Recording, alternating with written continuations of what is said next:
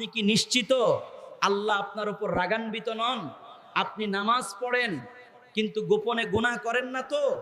রাসূলটা বলেছেন কিছু মানুষ কিয়ামতের দিন পাহাড় সম আমল নিয়ে আসবে, কিন্তু গোপন গুনাহর কারণে সব আমল ধ্বংস হয়ে যাবে।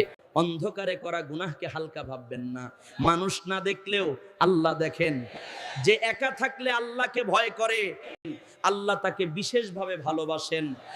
আজ রাতে যখন একা থাকবেন, ফোন হাতে নেওয়ার আগে ভাবুন আল্লাহ কি এতে সন্তুষ্ট?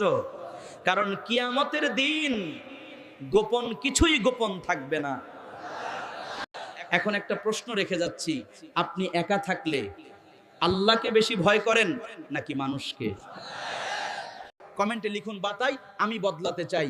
আর যদি মনে করেন এই কথাগুলো দরকার, তাহলে শেয়ার করুন, হয়তো কারো গোপন গুনাহ আজ বন্ধ হয়ে যাবে।